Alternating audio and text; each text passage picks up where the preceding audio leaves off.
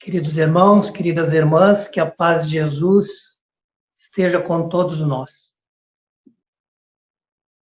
Aproximadamente 800 mil pessoas desencarnam por ano vítimas do suicídio. Se estima que o número de pessoas que tentam suicídio e não logram êxito é da ordem de 5 vezes maior até 10 vezes maior. Ou seja, a cada 40 segundos, nós temos uma pessoa que desencarna pelo suicídio. Esse dado transformado num dado diário nos diz que no mundo, aproximadamente 2.200 pessoas morrem por dia vítima do suicídio. Esse dado não é um dado que se revela agora. Nós estamos mais ou menos desde 2010 com os mesmos números.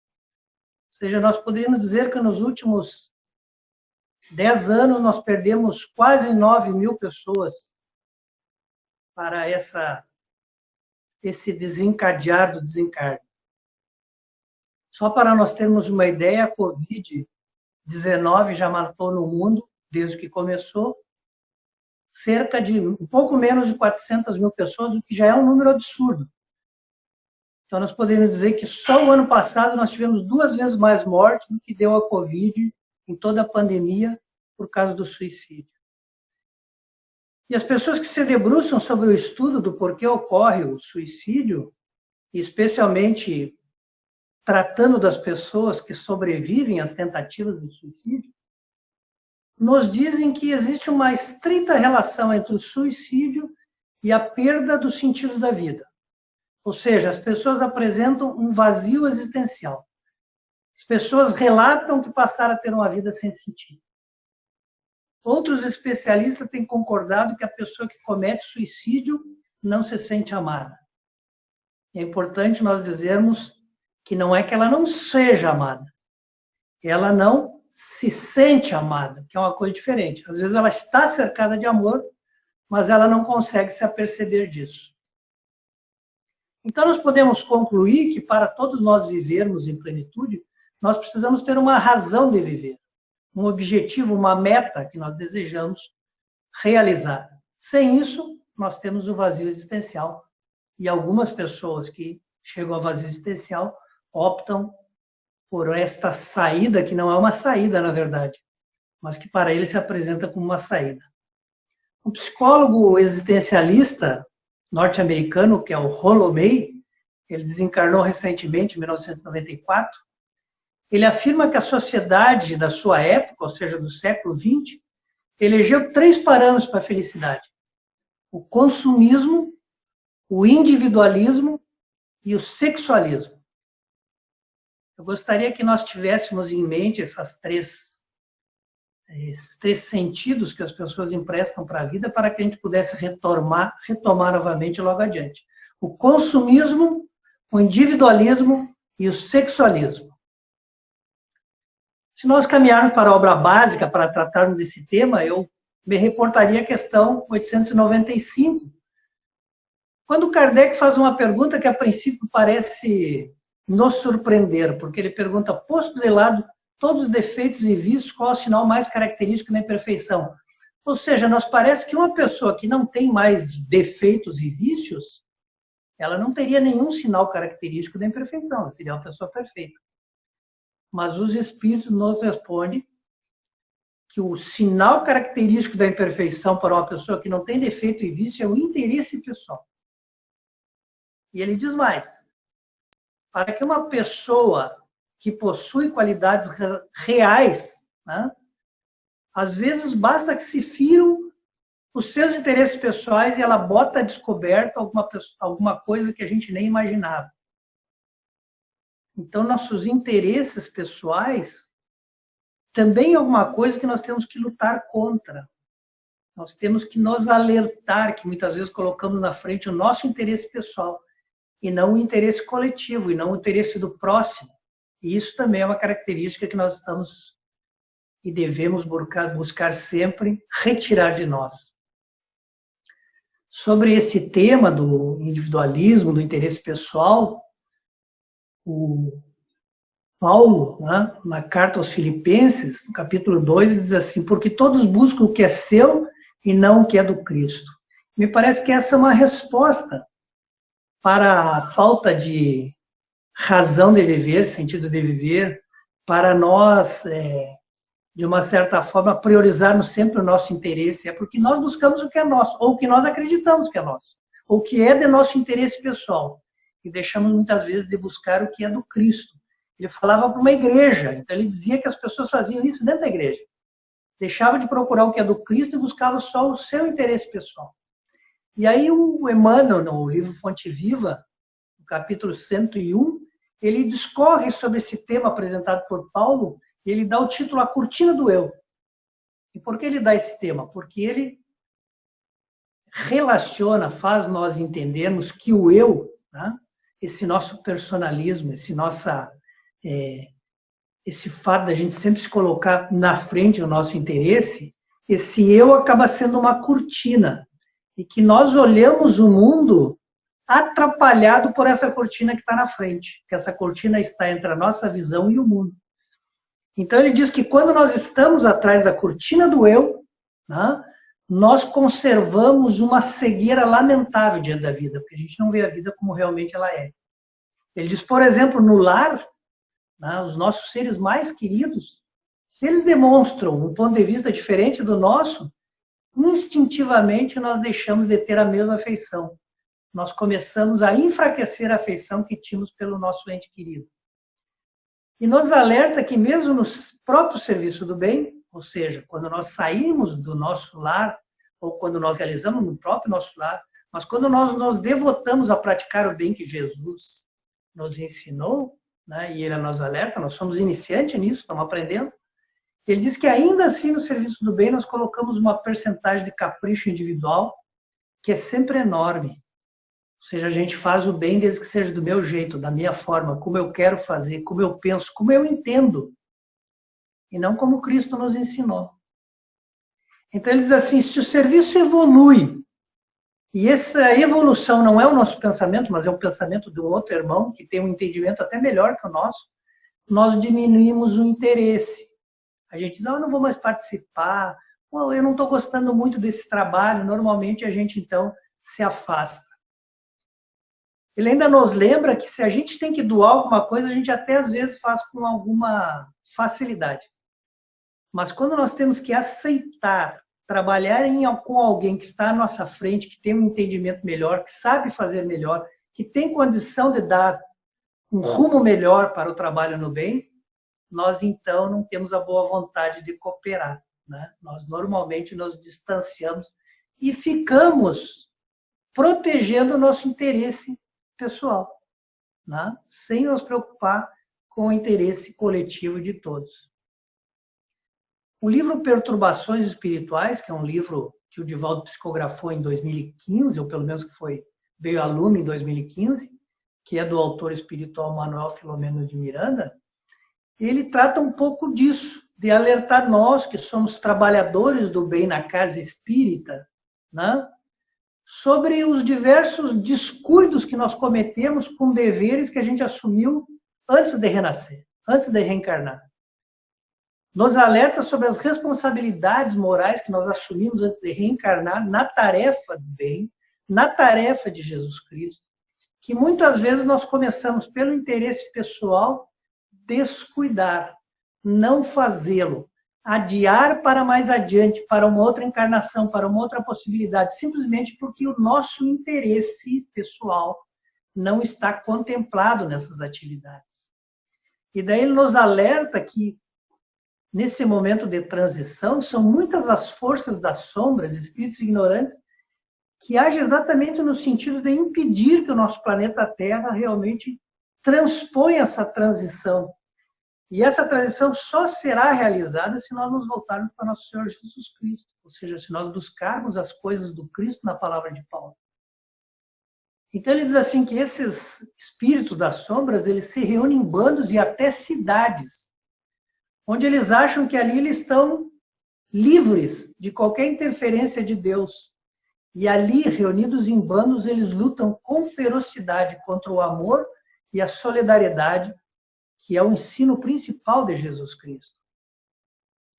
E quando eles observam nós espíritas, e nós nos denominamos o cristianismo redivivo, o cristianismo renomado na sua natureza inicial, eles então nos enxergam como adversários. E muitas vezes vêm para dentro da nossa casa espírita para impedir que o trabalho se realize. Qual a melhor forma de você impedir a realização, se não tocar as nossas dificuldades morais, fazendo com que nós recuemos, com que nós, no sentido que o nosso interesse pessoal foi tocado, que nós precisamos nos afastar para não sermos colocados numa situação que não desejamos viver. Tá? Então, começam verdadeiros processos obsessivos dentro da casa espírita, o que não deixa de acontecer com qualquer ambiente onde as pessoas se disponham ao bem. Então, a partir do capítulo 9, ele começa a nos contar uma história onde ele fala de uma sociedade espírita que foi cercada por espíritos desencarnados que eram inimigos de Jesus Cristo. E eles inspiraram que as pessoas que eram inescrupulosas, de boa aparência, começassem a frequentar aquela casa. Mas não com os propósitos reais que Jesus nos ensinou de renovação íntima, mas com o propósito de se exibir, de obter poder e grandeza. E assim começaram a ter vários problemas, como disputas pelos cargos diretivos da casa. As reuniões mediúnicas começaram a apresentar certas excentricidades que não estão na codificação de Kardec. Um grupo passou a combater o trabalho de desobsessão, sugerindo que deveriam ser usados somente serviços terapêuticos, de ordem da psicologia. Surgiram vários descontentes com o que a administração atual estava fazendo, e aqueles espíritos mais afetos à fidelidade a Jesus começaram a orar, pedindo socorro. E esse socorro, então, foi enviado. E quem estava à frente desse grupo de socorro era exatamente Bezerra de Menezes. Então, Bezerra de Menezes propôs uma reunião para que, então, se fizesse uma catarse daquela situação, né? Para que se encontrasse uma solução para aquela situação que foi criada dentro da casa espírita. E nessa reunião, então, quando eles se reuniram e começaram as orações para que pudessem contar com o apoio dos bons espíritos, eles perceberam que diversos espíritos entraram em tumulto na reunião, né? Como se fosse um bando de vândalos, né? E mostravam ira, presunção, né? Chegaram como se quisessem realmente acabar com a reunião. Então, aquele visitante que parecia ser o líder, ele se aproximou de uma médium de nome Vicença, enquanto os outros que estavam com ele, cada um se aproximou de algum médium, né? Tentando, então, tumultuar a reunião. E esse visitante, que era provavelmente o chefe do grupo, então começou a falar através da médium, primeiro no seu idioma, e logo depois, então, através dos mecanismos da mediunidade, essa comunicação começou a ser, então, entendida por todos na língua portuguesa. E ele dizia na reunião que aquela comunidade, aquele centro espírita, não pertencia mais a Jesus, que agora pertencia a eles, né? Que no início ela até se vinculou a Jesus, mas agora ela estava desvinculada. E que eles acreditavam em Maomé, que era o mais perfeito mensageiro de Deus, a quem eles veneravam. E dizia então que eles iriam implantar no mundo o Islã, independente do esforço que tivesse que fazer para isso. Dizia, desde as batalhas de Meca e Medina, que entendemos a necessidade de combater o demônio que tomara conta de grande parte do mundo. Nós sabemos que as batalhas de Meca e Medina, né, que transcorreram durante a Primeira Guerra Mundial, elas representaram uma revolta quase interna do islamismo, quando o xerife de Meca, né, incomodado com o Império Otomano, que também era islâmico, mas que se uniu na Primeira Guerra Mundial à Europa para fazer parte, então, dos aliados, né? Ele, então, se incomodou com isso, porque isso representava você ceder no campo da religiosidade, porque aqueles europeus não eram muçulmanos. Então, ele se rebelou e essa luta interna entre Meca e o Império Otomano, ela acabou, então, despertando eles de verificarem que as pessoas, às vezes, por interesse pessoal, poderiam, inclusive, abrir mão daquilo que no entendimento deles, era ensinado pelo Islã. Então, ele dizia que as massas eram muito rebeldes e que a verdade estava entorpecida, as pessoas não enxergavam mais. Então, por isso foi necessário usar a espada, né? Ou seja, nós sabemos que muitas vezes algumas alas mais radicais do islamismo acreditam na imposição da religião mesmo pela força, né? E aí ele dizia, hoje, inclusive, nós estamos sendo ajudados pelos judeus, por algumas organizações espirituais judias, para vencer o falso Messias. Porque tanto na visão dos judeus quanto na visão dos muçulmanos, Jesus não é a figura que se representa para nós, e os judeus chegam a afirmar que ele seria um impostor, né? Um Messias que não era o verdadeiro Messias. Existem vários fatos históricos que foram citados então por ele, que são exatamente essas relações do povo que se diz cristão, ou em alguma ordem católico, né? Porque era a religião mais forte, vamos dizer assim, na Idade Média até o Iluminismo. Ele começa a citar as batalhas que foram travadas entre os cristãos, lamentando sempre, né, que eles acabaram sendo prejudicados, como é o caso das lutas de Córdoba, né, que hoje é território da Espanha, quando Fernando III de Leão e Castela, em 1236, conseguiu expulsar os muçulmanos de Córdoba, que tinham se instalado já no século XVIII, no continente europeu, propriamente onde hoje nós conhecemos por Espanha. Em 1492, mais uma derrota, que foi Granada, quando os reis católicos Fernando e Isabel praticamente fundaram a Espanha, né, ao se casarem, e eles então adotaram o catolicismo, proibiram as outras religiões e perseguiram, expulsando daquela que então era a Espanha nascente, todo aquele que não praticasse o catolicismo. E a última batalha contra os muçulmanos foi exatamente Granada. Citou também a Batalha de Lepanto, né, que foi uma batalha organizada por um bloco europeu que tentava retirar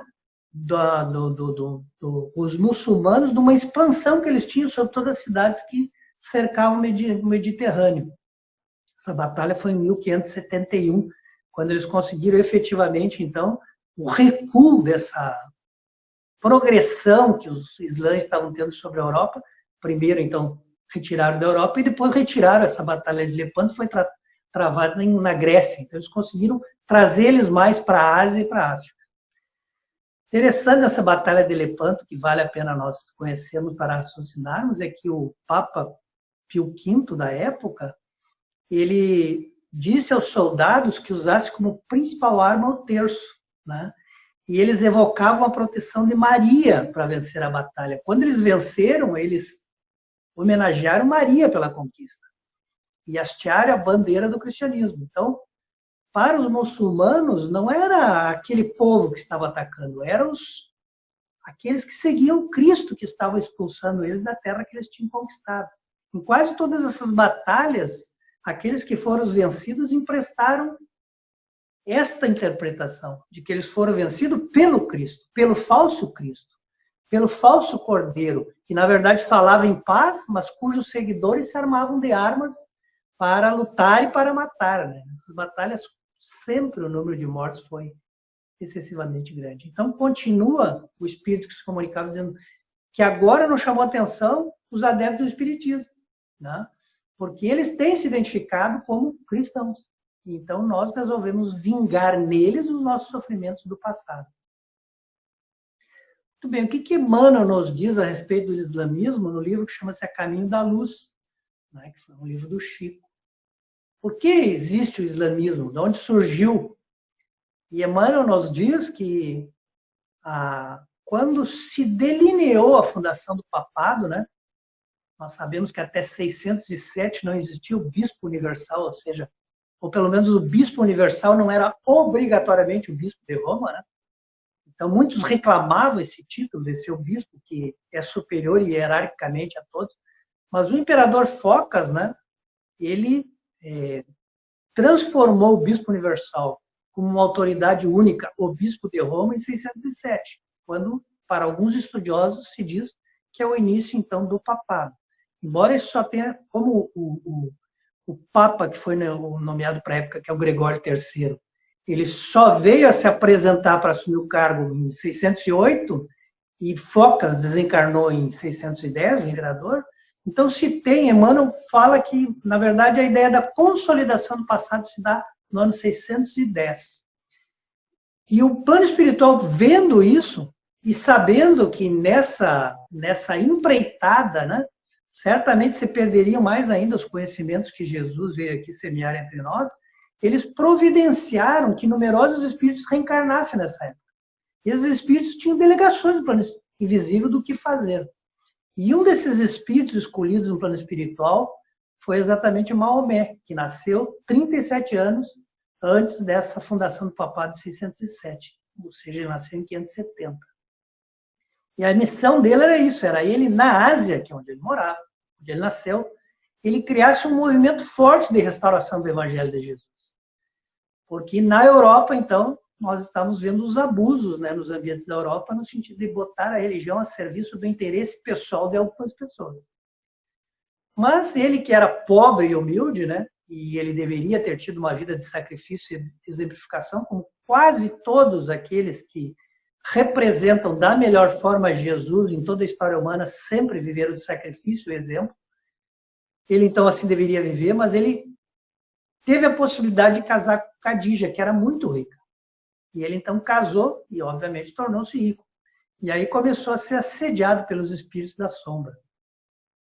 Emmanuel diz que ele era uma pessoa dotada de grandes faculdades mediúnicas, porque ele precisava disso para cumprir a sua tarefa.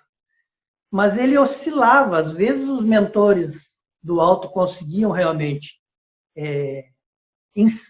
transmitir, intuí-lo para boas coisas, e às vezes ele era, na verdade, intuído pelas sombras. Ele não conseguia definir que tipo de inspiração ele estava tendo, se a positiva ou se a má influenciação.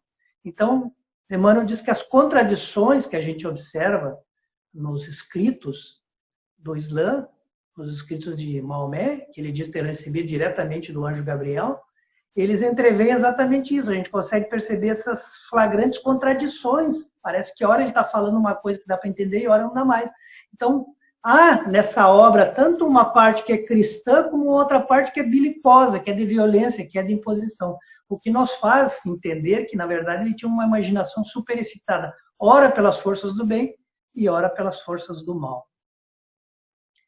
Então, esse movimento do islamismo, que poderia ter sido um grande movimento de restauração do ensino de Jesus, acabou sendo mais uma vitória das trevas sobre a luz, porque não foi cumprida aquele papel que ele incumbia, né?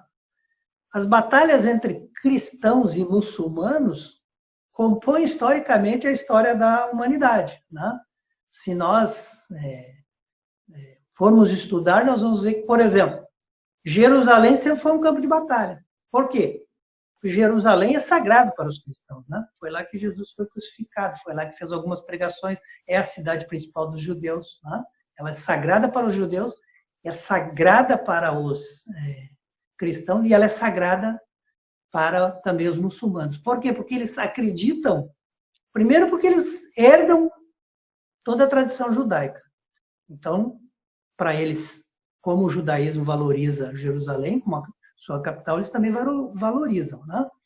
Segundo, porque eles acreditam que, na verdade, Maomé, quando subiu aos céus, né, ele foi transportado antes de Meca para Jerusalém. Foi de lá que realmente ele partiu para o mundo, né, para esse novo mundo, para esse mundo que é o céu.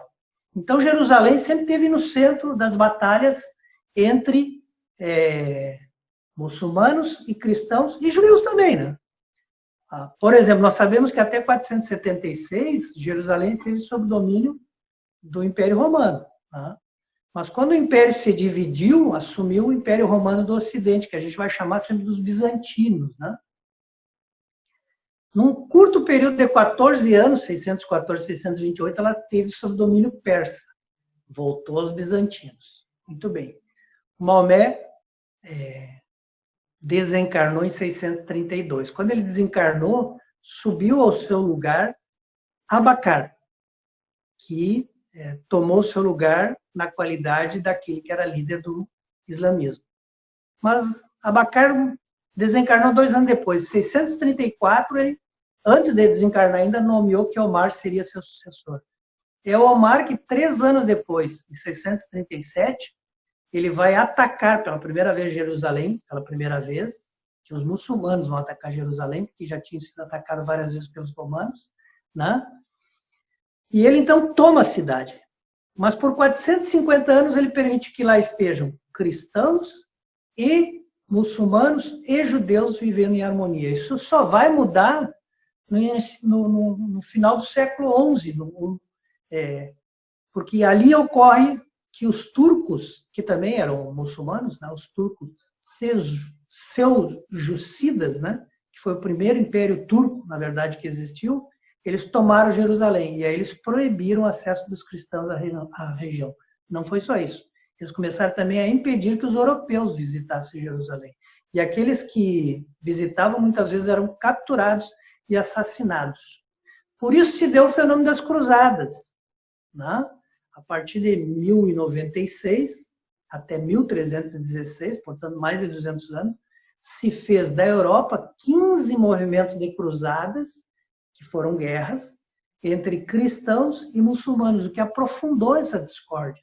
Se estima que mais de 2 milhões de mortos sucumbiram nessas 15 cruzadas, né?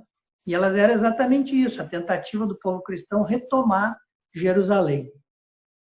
Então, nós conseguimos perceber onde está toda essa dificuldade de convivência entre cristãos e muçulmanos, né? Dessa ira que existe entre os dois povos. Muito bem. E por que tudo isso nós nos perguntaríamos, né? Por que nós caminhamos com a mensagem de Jesus nesse sentido, de mais fazer guerra e matar em seu nome, do que realmente viver aquilo que ele nos ensinou? E eu responderia citando exatamente Paulo, que eu citei agora há pouco na carta aos Filipenses. Ele diz, porque todos buscam o que é seu e não buscam o que é do Cristo. É por isso que nós conseguimos utilizar tão mal a mensagem de Jesus. Emmanuel, no Fonte Viva, conforme eu disse, diz assim, ó, nos próprios serviços do bem, porque representar Jesus, ser da sua igreja, é um serviço do bem.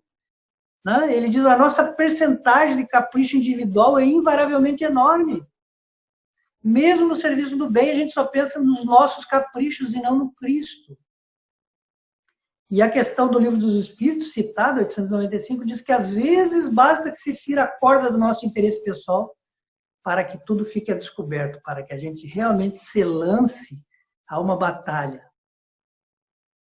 Por isso que nós precisamos eliminar de nós a maneira com que nós temos vivido até então. Vamos recordar o que o psicólogo Rollo May disse sobre os parâmetros que nós temos elegidos para a felicidade. Consumismo, individualismo e sexualismo. A gente acha que é isso que vai nos fazer feliz. Divaldo diz uma coisa interessante. Ele diz que quando a gente passou a ter a razão, né, quando nós ganhamos o lóbulo frontal no nosso cérebro, nós já tínhamos 3 instintos bem dominados. Comer, dormir e reproduzir. Nós hoje comparamos comer, que nós fazíamos quando ainda não tínhamos essa capacidade de raciocínio, não é igual ao nosso consumismo. O dormir, que é você se ausentar da relação social com os outros, não é um individualismo. Se nós temos um tempo, nós nos afastamos de todo mundo. O reproduzir não é o sexualismo. Então parece que nós não avançamos muito do tempo em que nós ainda não tínhamos melhorado a nossa capacidade de raciocínio. Parece que a gente ainda vive no mesmo âmbito. Se nós pegarmos um gatinho, ele vai reagir da mesma forma. Ele vai dormir, vai levantar para comer, e quando a gente menos esperar, se for uma gatinha, vai aparecer grávida. Qualquer um faz isso. Não foi para isso que nós ganhamos a nossa inteligência. Então, vivendo numa sociedade que é individualista, consumista e sexista, a criatura passa, em determinado momento, não encontrar outro motivo existencial a não ser usufruir. Nós sabemos que usufruir não vai nos realizar. Por que nós sabemos disso? Mateus, no capítulo 7, diz assim, ó, tudo quanto, pois, quereis que os homens vos façam, assim fazei-vos também a eles, porque essa é a lei profeta. Eu vou só chamar a atenção dessa frase que é tão citada num ponto. Ele diz que a lei e o profeta está encerrado em fazer ao outro. Fazer ao outro. Nenhuma das três motivos de vida que nós temos vivido são fazer outro. O individualismo eu faço para mim. Sexualismo eu faço para mim, para me satisfazer, para usufruir. Né? O consumismo, para mim, usufruir. Nunca para o outro. Nós estamos fugindo de Jesus sempre. E o Divaldo também diz que os nossos dois primeiros sentimentos foi medo e ira. E eu me atrevo a dizer que a gente ainda está lidando com a dificuldade de ter alguma coisa a mais como sentimento, porque a gente ainda vive muito do medo e da ira. E aí eu diria, então qual o objetivo que nós podemos encontrar para viver? Qual o sentido da nossa existência? A questão 132 do Livro dos Espíritos diz: o objetivo da encarnação é nos fazer chegar à perfeição. Mas é o comentário de Kardec nessa questão que me chama a atenção. Porque ele diz assim, ó, desse modo, por uma lei admirável da providência, tudo se encadeia, tudo é solidário. Eu gosto dessa palavra solidário, porque ela nos diz que nós dependemos dos outros, nós precisamos das outras pessoas para servir. Então, a nossa grande objetivo da nossa existência tem que ser fazer para o outro, e não receber, e não usufruir, mas permitir que o outro usufrua. Mateus diz assim, que Jesus nos disse: vinde, bendito meu Pai, porque possui uma herança, o reino que vos está preparado desde a fundação do mundo. Porque tive fome e me deste de comer, tive sede e me deste de beber. Era estrangeiro e me hospedou. Estava nu e me vestistes. Adoeci e me amparaste. Estive na prisão e você foste me ver. E aí as pessoas perguntaram para Jesus: mas eu não fiz tudo isso? Jesus respondeu: em verdade vos digo que quando o fizeste a um desses pequeninos, é a mim que o fizeste. Então, quando nós falamos em não querer as coisas que são nossas, mas a do Cristo, é servir o Cristo. Como se pode servir ao Cristo? Nós só podemos servir o Cristo servindo ao próximo. É a única maneira que nós encontramos sentido existencial é quando nós abrimos mão de usufruir das coisas que nós temos no mundo, ou que nós queremos ter, muitas vezes não temos. E quando nós passamos a querer servir o mundo, ter um propósito de ser útil, de ter realmente representar a pessoa que serve, que atende, que é solidário, que é humano, que perdoa, que ajuda, que transforma a realidade alheia. Esse é o sentido existencial que nós precisamos encontrar. Esse é o sentido do se aperfeiçoar que nós precisamos buscar. Não adianta nós nos encerrarmos a continuarmos praticando aquilo que é extinto. Consumismo, individualismo, sexualismo. Nós estamos ainda na área do instinto. Nós ganhamos a capacidade de raciocinar. Nós ganhamos implementos cerebrais para que nós use a nosso favor. E hoje nós já entendemos que o que nos favorece é nós buscarmos as coisas de Cristo. Que Jesus nos ampare hoje e sempre. Que assim seja.